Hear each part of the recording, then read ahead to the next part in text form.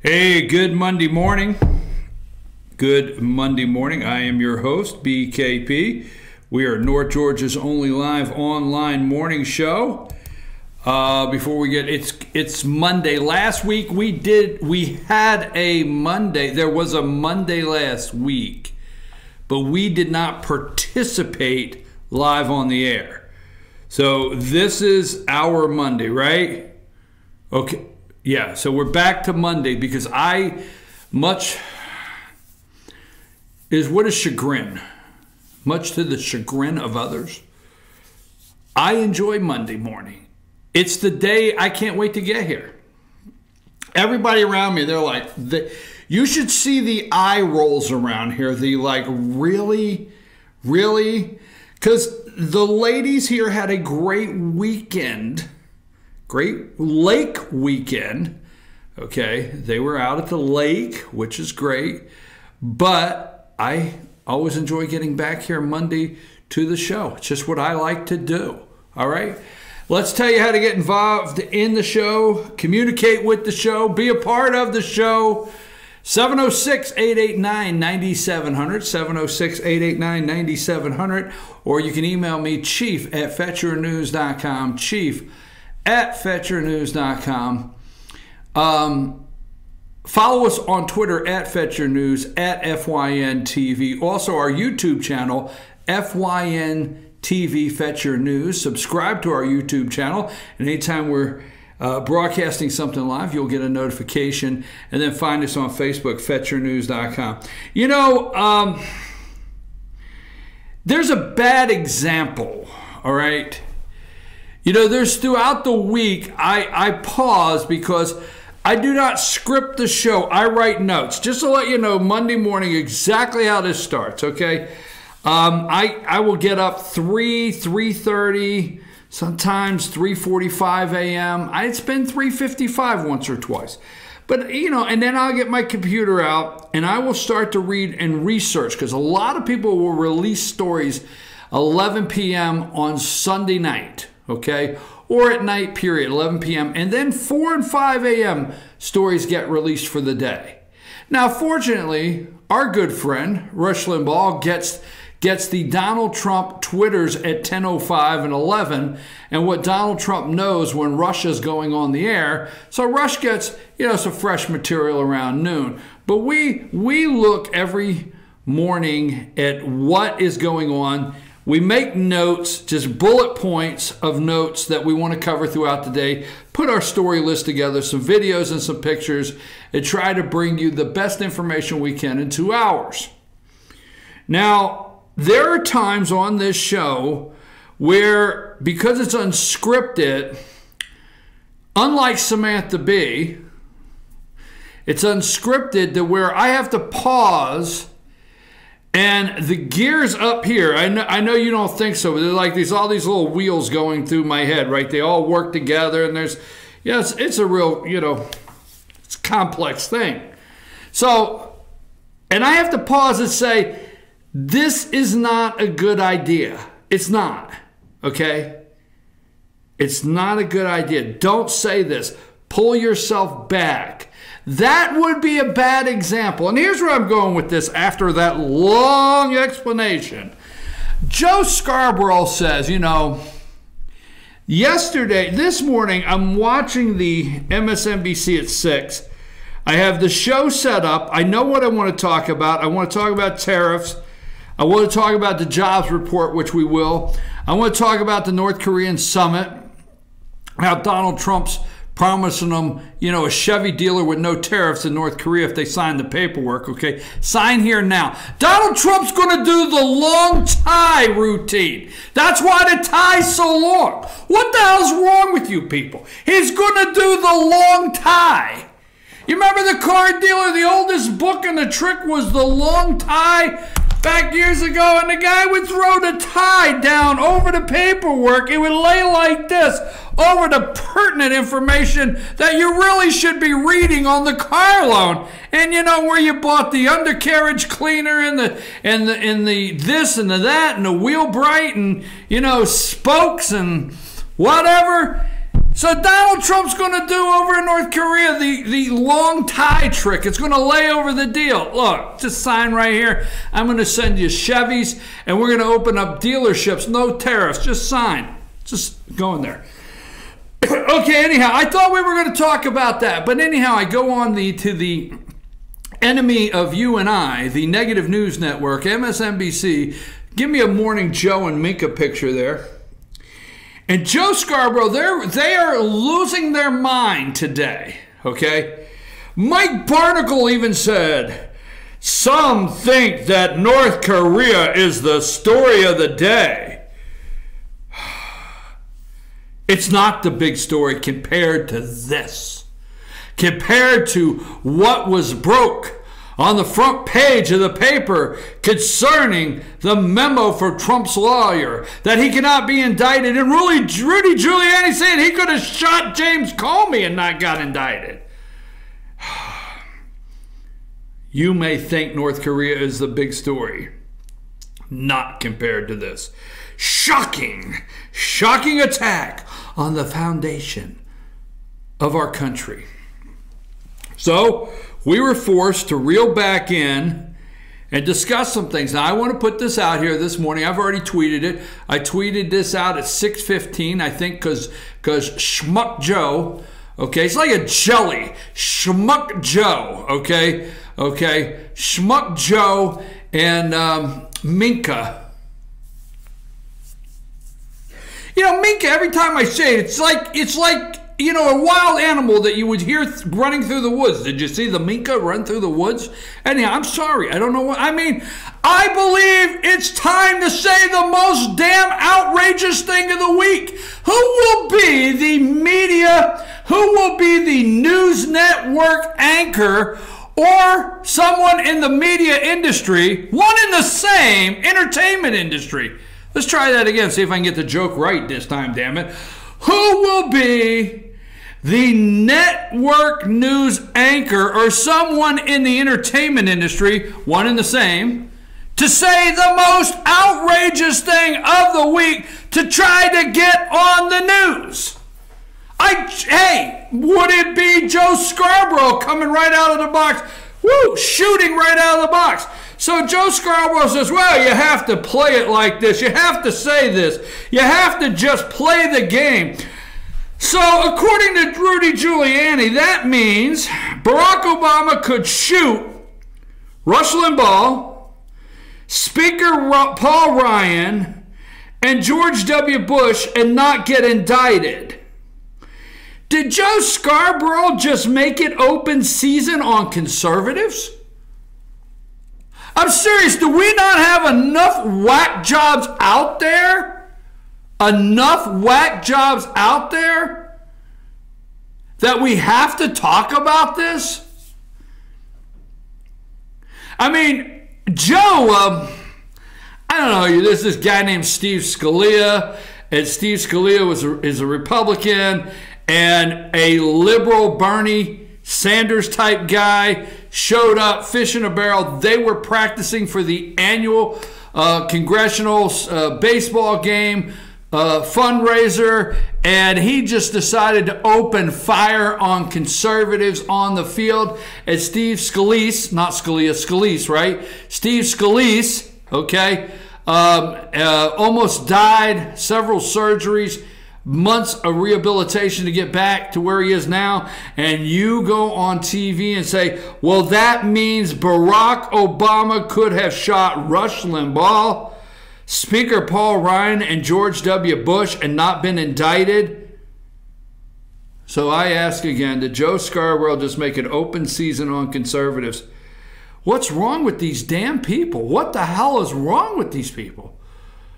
I mean, anybody that has an ounce of understanding knows exactly what Rudy Giuliani, you understand just a fraction of the Constitution, a fraction of the way the system works, the fraction of the way the Founding Fathers set things up to be handled, a fraction of understanding the executive branch, the judicial, and the legislative, just a fraction. And you understand what Rudy Giuliani was trying to say yesterday. But Joe Scarborough comes out of the box with making it open season on conservatives.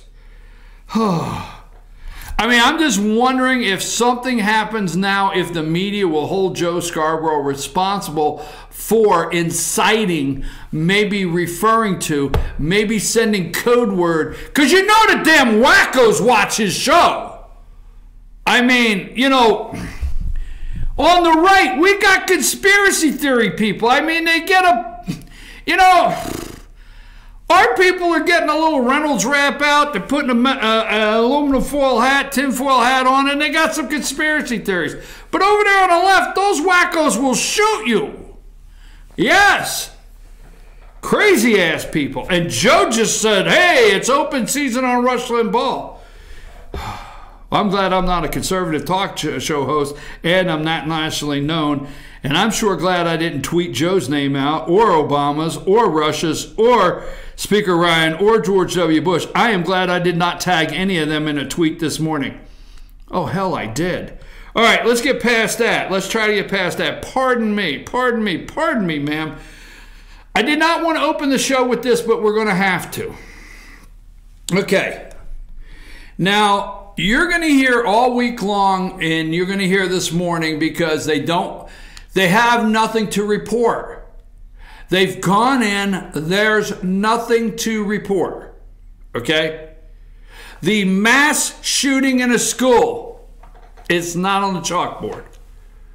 Okay? Something just totally outrageous is not on the chalkboard. There's nothing to report. The economy, tariffs. They're trying to get you because they think you don't understand. All right? The economy. I mean, they can't come out and talk about black unemployment. The lowest, I'm going to pull it up in a minute, so if my number is off, the lowest, they started keeping racial, dividing racial. Thank you very much. You know, we needed to divide racial, okay? But they started to divide racially somewhere around 1973 in the unemployment numbers. Okay? Since the beginning of racially dividing unemployment, this is the lowest recorded black unemployment in America. Lowest since they started recording racially divided unemployment. What the hell, hey, why not take a damn chance? What did Trump say in the inner city? What the hell's it going to hurt? Take a chance. I will tell you what, they are messed up because they've had Kanye, all right? I'm just telling you, the black community, you got to be careful which way I'm going with this one, right? They may like this guy. Black unemployment lowest. Okay, so they've got nothing to talk about, so they're going to talk about this memo. They're going to talk about impeachment. They're going to talk about indicting. They're going to talk about a subpoena, okay? Let me explain something to you that they will not. Now, even Bill Clinton weighed in. Amanda, I could say something so outrageous today to get us, like I could say something so outrageous that if this show is broadcast on ABC would get us canceled, but on TBS we may make it through. I'm trying to look for the right words and not use a certain reference to what Bill Clinton was doing in the Oval Office with Monica Lewinsky. Now, what words could I find to give you an example of that?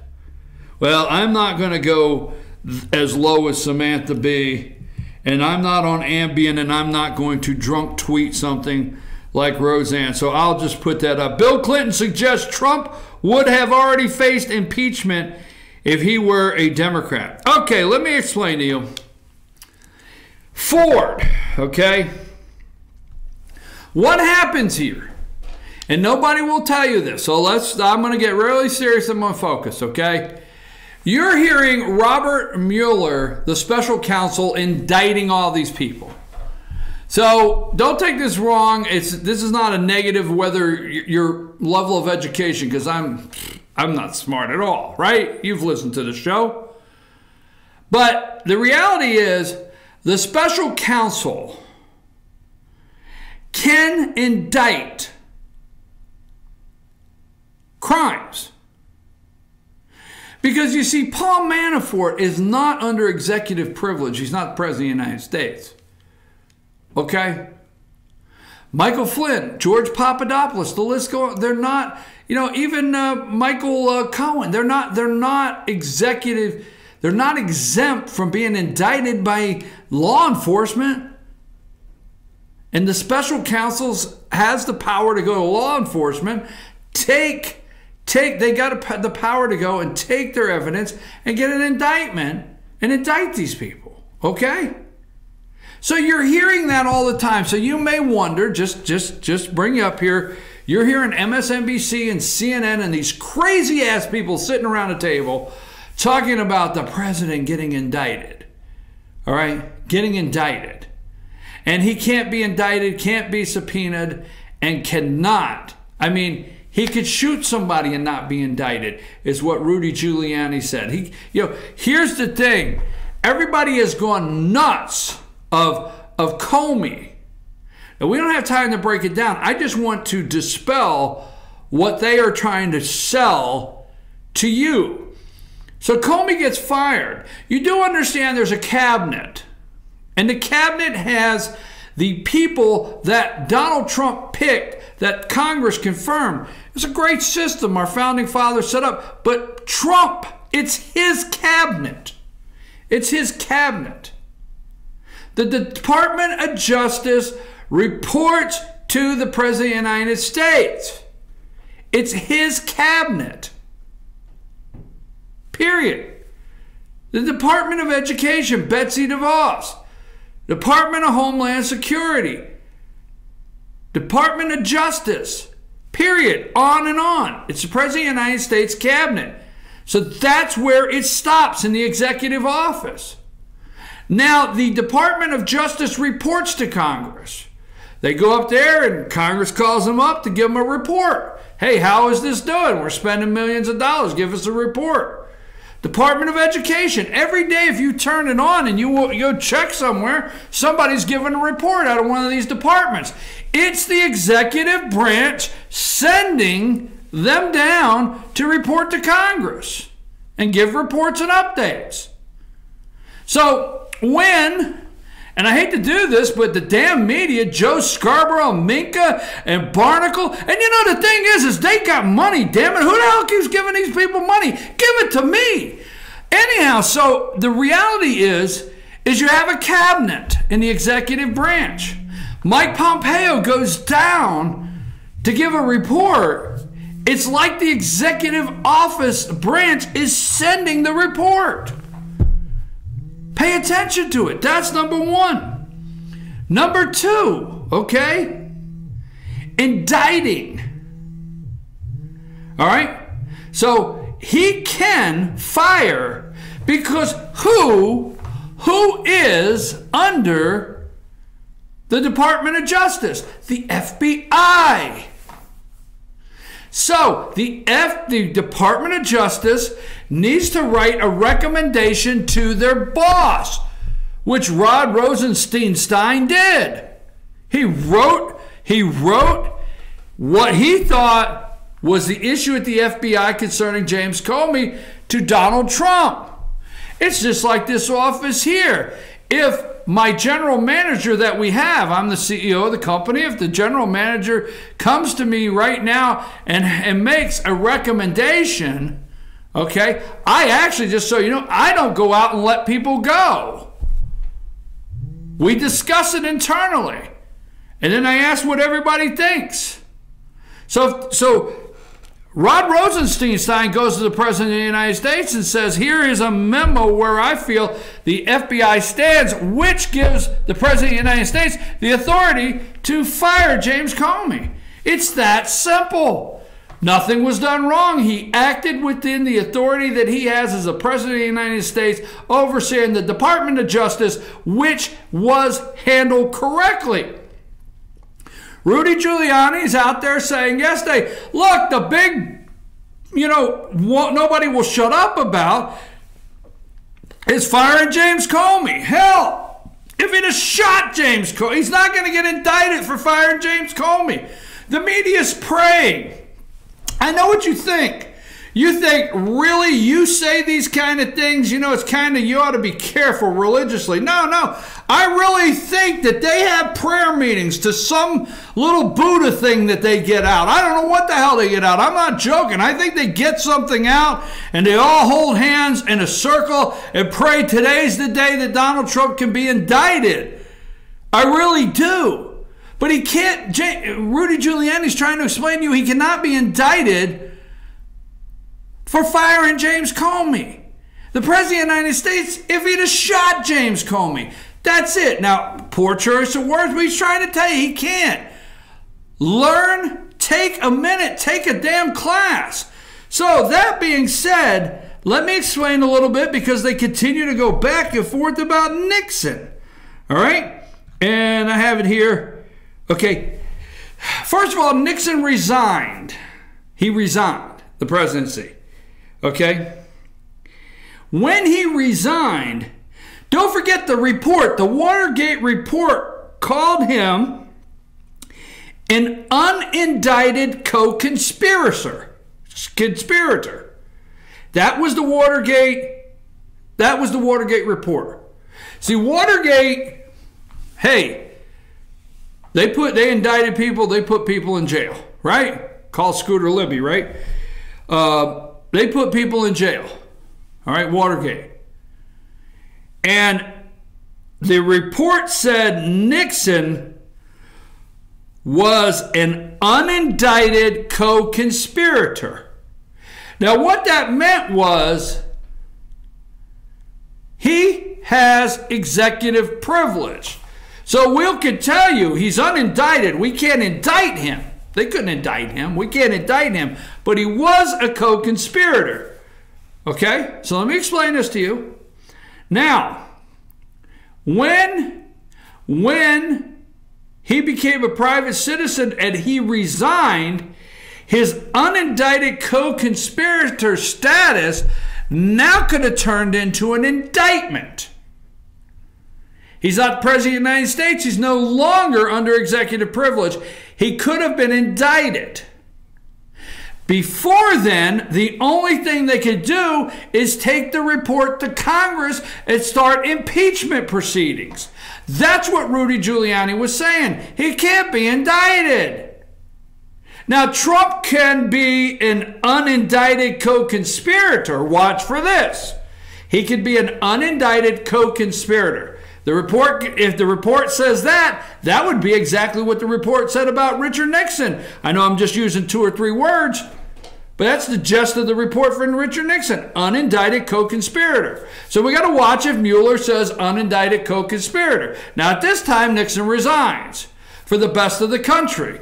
Well, I'll tell you what. For the best of the country's not upset with President Donald Trump today. It's just the media, and it's just the takedown from the left and the deep state that want rid of Donald Trump. So, unindicted co-conspirator. So Richard Nixon, when he left, could have been indicted, and Gerald Ford pardoned him. I put up Ford. Here's Ford. Here's President Ford in 1974. We're not going to play the video yet. Okay?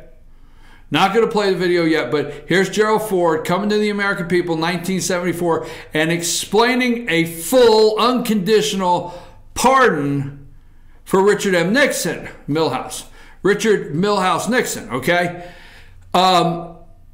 Because now they could have flipped that report from co-conspirator. They could have took that and indicted him. All right? So that's why he had to pardon him. Now, if they would call Trump an unindicted co-conspirator, they have to go for the articles of impeachment. Now, really quick, I'm going to take a break, but please understand something. Joe Scarborough, Mika, CNN, Allison Camerata, Don Lemon, you name it, who could do it? George Stephanopoulos, the list goes on, okay? They don't want to report the great job numbers. They want to report that Rudy Giuliani said the President of the United States cannot be indicted. He can't. And that he could have shot James Comey and couldn't be indicted. I will tell you what, if he stays in office, you may not like this, if he stayed in office, immediately Congress would impeach him, remove him, and then when he was removed, he would face charges. Absolutely. He's not above the law. He's not above the law, because that's what they're going to tell you. So if Donald Trump did shoot James Comey, let's just put it like that, Rudy said that, immediately tomorrow morning, okay, they would impeach him. It would take, 2.5 hours. Okay, it would take 2.5 hours. They'd bring it to a vote. They would write the articles up tonight. Republicans and Democrats would write it up tonight. It would take 2 hours in the morning, the minute, and it would go to the Senate. The Senate would, Mitch McConnell would debate it for 92 hours. But then after that, he would be removed, and then at that time, they would arrest him or whatever. So he's not above the law, but indicting the President of the United States is what Rudy Giuliani is trying to explain.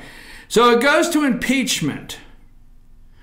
Articles of impeachment. We're going to talk about that when we get back. I didn't want to go this route other than I know what they're trying to sell you today out there, and I know what they're trying to sell America, and the President of the United States is busy with North Korea, busy with tariffs. We're going to talk about that. Has the nerve. Just think, putting up with all of this, I don't want to say it on the air, right? Does spelling it have a different effect than saying it? Okay, President of the United States has to put up with all this SHIT. So in order to, at the same time, tariffs, getting our trade imbalance corrected, getting North Korea denuclearization, the economy bustling, booming, moving along, the wall started in San Diego, stay classy, and he has to put up with, I don't know, what was it I said? Take a break, we'll be right back.